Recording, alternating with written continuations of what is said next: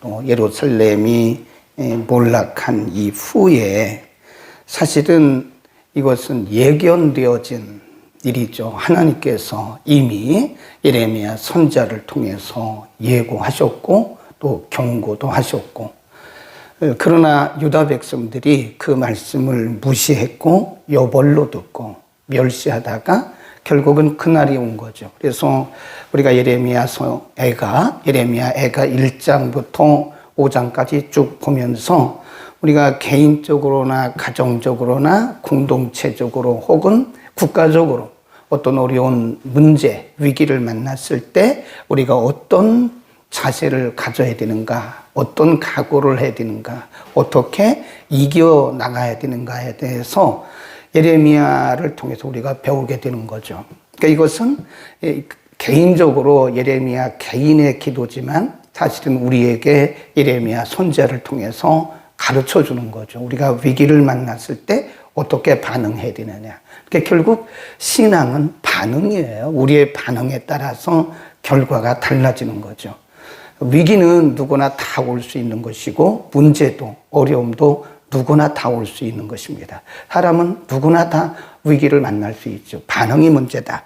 어제 본문에서는 40절에 우리가 스스로 행위를 조사하고 여호와께로 돌아가자.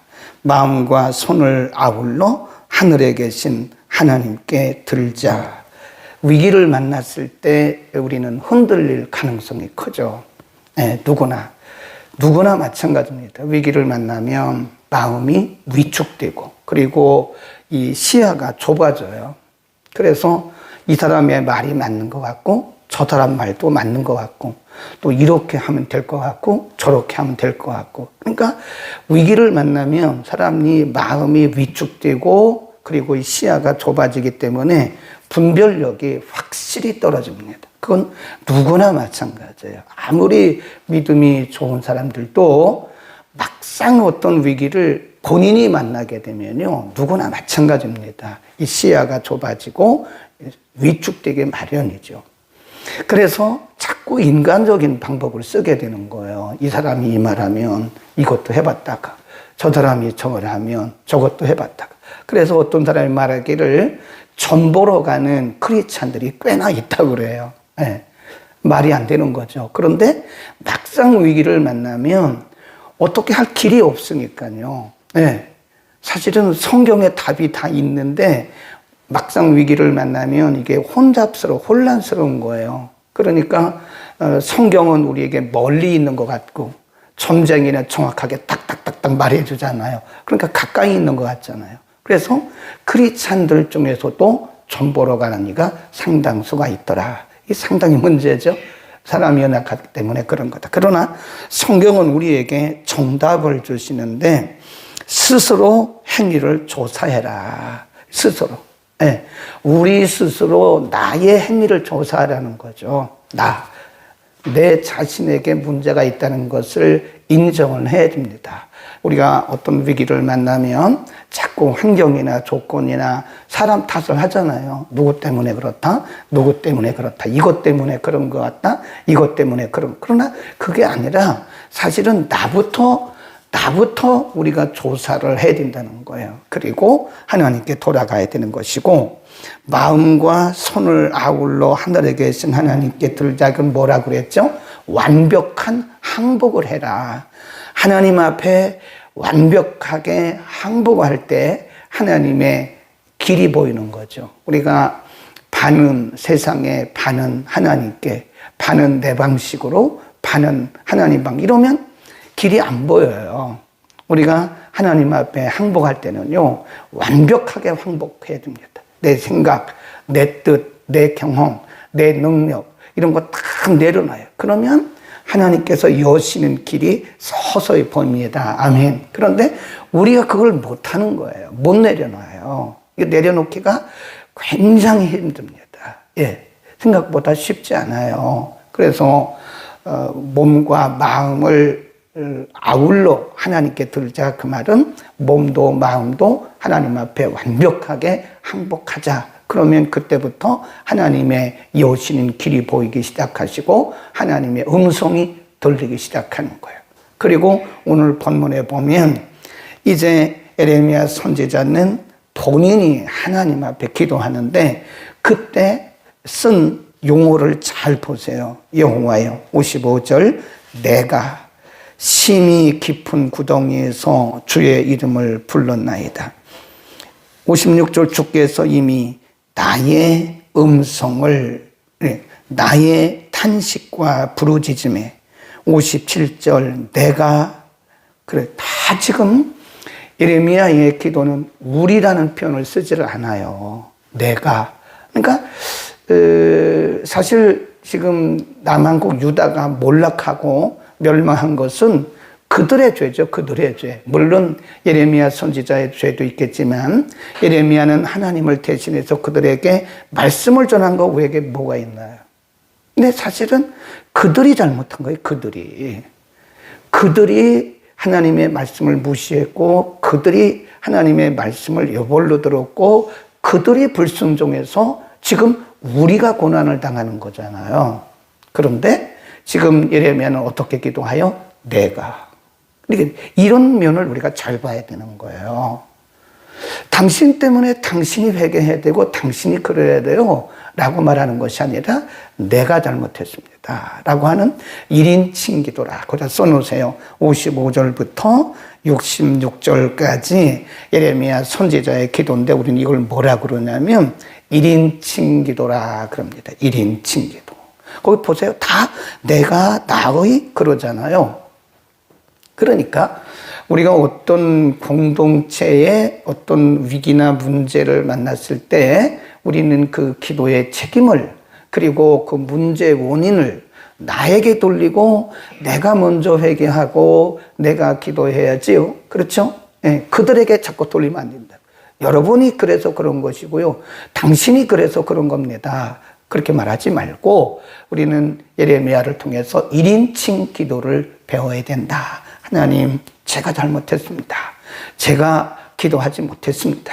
하나님, 제가 기도하지 못해서 가정이 이렇게 되었습니다. 하나님, 제가 기도하지 못해서 교회가 이렇게 되었습니다. 하나님, 제가 기도하지 못해서 나라가 이렇게 되었습니다. 라고 하는 1인칭 기도를 드리자 이겁니다. 아멘. 그 다음에 예레미야의 기도의 특징 1인칭 기도고요. 그 다음에 두 번째는요. 이 시제를 잘 보셔야 돼요. 시제란 말은 시간. 이 시간을 어떻게 예레미야가 썼는가. 거기 보면 59절로 갑니다. 59절 여호와여 나의 억울을 감찰하셨사오니 나를 위하여 신원하옵소서. 이건 현재예요. 현재. 하나님 저의 억울한 것을 다 보셨습니다. 우리의 억울함을 다 보셨사오니 하나님 기도를 들어주십시오. 그런 거예요. 그 다음에 56절로 가보면 주께서 이미 나의 음성을 들으셨사오니 이제 나의 탄식과 부르짖음에 주의 귀를 가려우지 마옵소서. 여기도 현재입니다. 61절 시작. 여호와여 저희가 나를 회파하며 나를 모해하는 것 곧 일어나 나를 치는 자의 입술에서 나오는 것과 종일 모해하는 것을 들으셨나이다. 그러면서 63절도 보면 저희가 앉든지 서든지 나를 노래하는 것을 주여 보. 이건 다 현재 상태를 말하는 거예요. 현재. 하나님, 제가 이 원수들로부터 당하는 거 다 보셨죠? 원수들이 나를 모해하는 거 다 들으셨죠? 하나님, 저를 위해서 하나님 응답해 주십시오 라고 하는 현재적 기도예요. 현재적 1인칭 기도요. 그리고 현재적 기도예요. 막연한 것이 아니라 지금 내가 만나고 있는 일들에 대해서 하나님 앞에 현재적으로 그대로 말해요. 그대로. 막연한 것이 아니라. 우리의 기도는 막연하면 안 됩니다. 막연하게 말하면 안 돼요.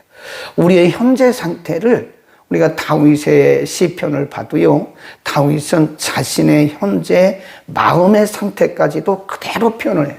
욥도 마찬가지예요. 욥의 기도를 봐도 자신의 현재 상태를 숨기지 않아요. 네. 우리가 하나님 앞에 숨길 게 뭐가 있나요? 아프면 아프다고, 속상하면 속상하다고, 괴로우면 괴롭다고. 하나님, 나 누구 때문에 속상해요. 괜찮아요. 하나님 앞에. 사람에게는 하지 마세요. 사람에게는 하지 말고. 다윗도 보면 다 얘기하더라고요. 네. 하나님은 사실 저 누구 때문에 속상하고요. 누구 때문에 굉장히 괴롭습니다. 네. 그 사람에게 하면 안 돼요. 하나님께는 괜찮아요. 하나님 아버지는 우리가 어떤 기도를 하고 어떤 표현을 해도 그러냐? 그렇구나. 그럴 수밖에 없구나. 너는 어째 그렇게밖에 안 되냐? 내가 원수를 사랑하라고 그랬잖아. 그렇게 기도하면 되겠어? 하나님 그렇게 말하지 않는다고. 그래. 내가 오죽하면 그렇게 표현하겠니? 내가 얼마나 힘들면 그렇게 말하겠어?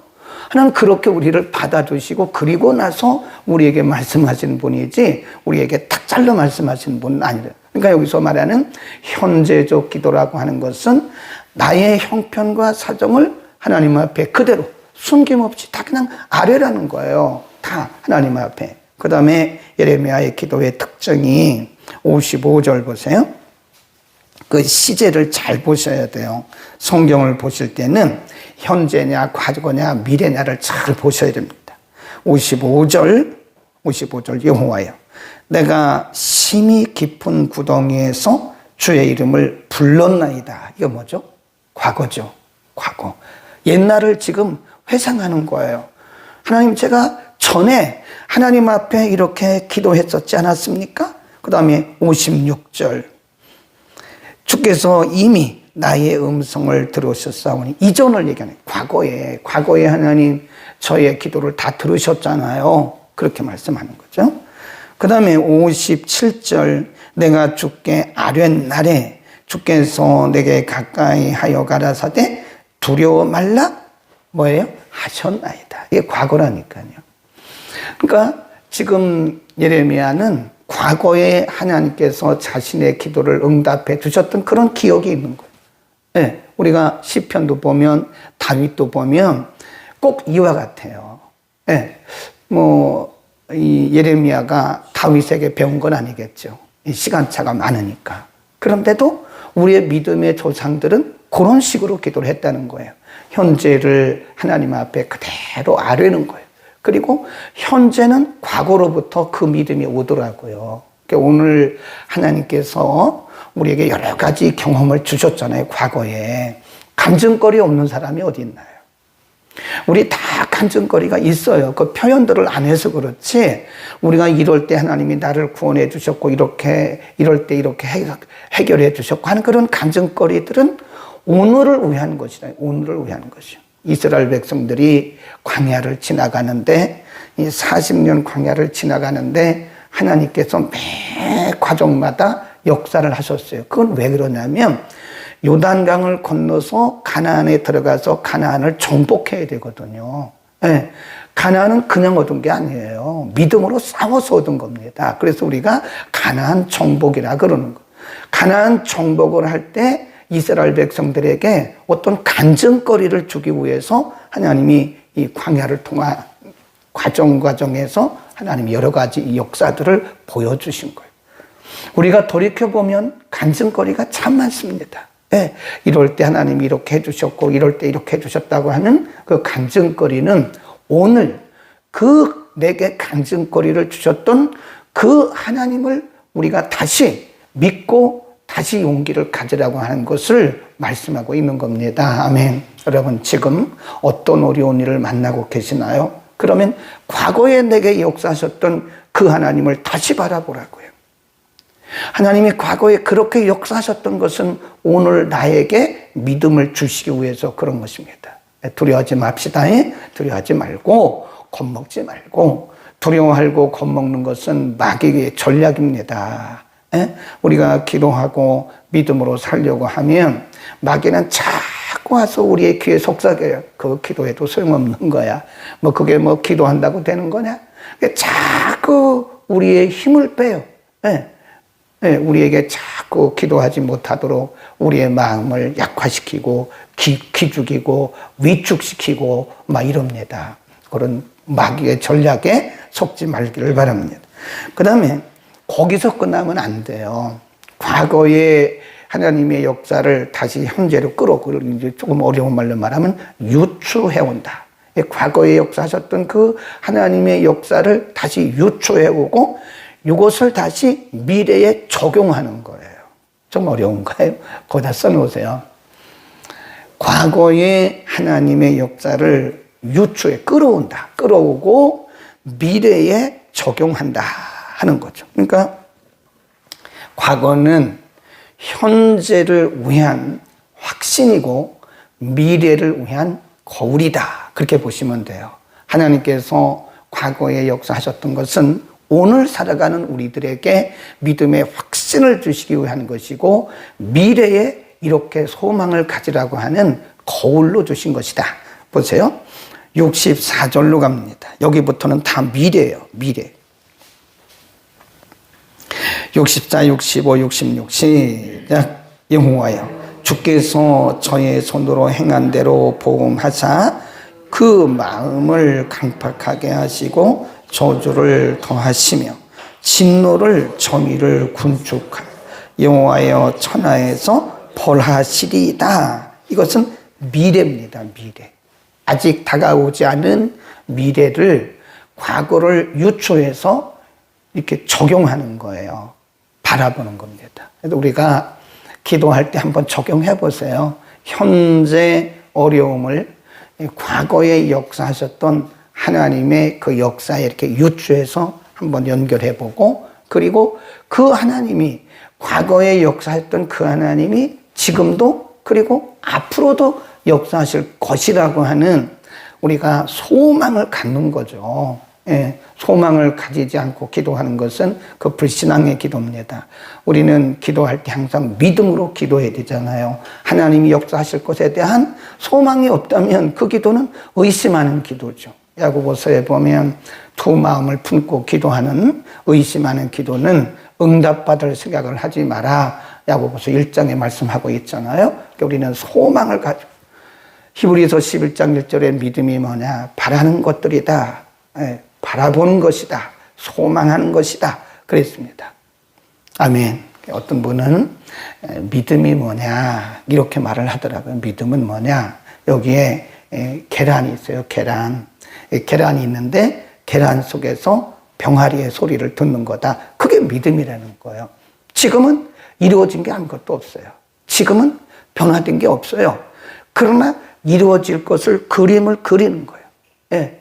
마치 병아리의 소리를 듣는 것처럼 하나님께서 이 계란을 통해서 병아리를 낫게 하실 것을 확신하면서 기도하는 그 소망을 가지고 기도하는 것이다. 우리의 믿음의 선배들은 다 그런 믿음의 기도를 드렸던 겁니다. 여러분, 오늘 어떤 문제가 있든 어떤 어려움이 있든 걱정하지 말자고요. 그것은 하나님께서 우리를 한 단계 더 높이시기 위한 것이고 우리의 믿음을 더 견고케 하기 위함이고 우리를 더 겸손하게 해서 우리를 하나님의 자녀답게 하기 위한 하나님의 섭리의 방법인 거예요. 그러므로 우리는 현재 그대로 아리새 하나님 앞에 그대로 창피할 게 뭐가 있어요? 하나님 앞에. 아버지인데 아버지 앞에 부끄러울 게 뭐가 있어요? 하나님, 저 이렇게 아프고요. 사실 속상합니다. 하나님, 사실 저 이렇습니다. 그냥 그대로 대화하듯이 말씀하세요. 네. 그리고 그 하나님이 과거에 역사하셨기 때문에 오늘 역사하고 계실 것을 믿고 미래를 바라보라고요. 아멘. 기도하겠습니다. 걸어가신 우리 아버지, 오늘 예레미야 선지자의 기도를 통해서 우리의 기도의 방법을 가르쳐 주셨고 기도의 길, 믿음의 길을 우리에게 가르쳐 주셨습니다.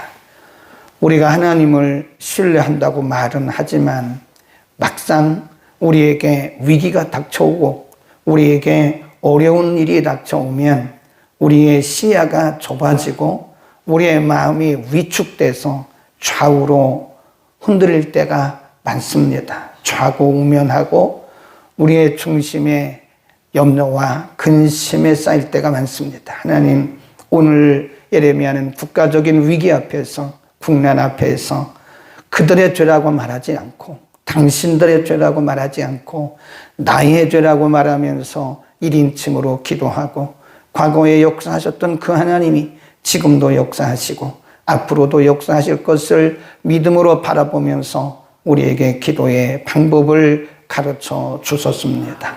하나님, 우리는 누구나 다 연약한 인생들이기 때문에 어려운 일을 만나면 흔들릴 수밖에 없고 우리가 좌고우면할 수밖에 없습니다.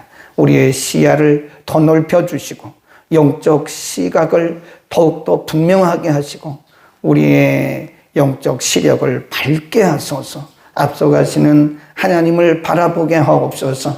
궁극적으로 승리케 하실 하나님을 담대히 믿으면서 우리가 소망 가운데 기도하게 하옵소서.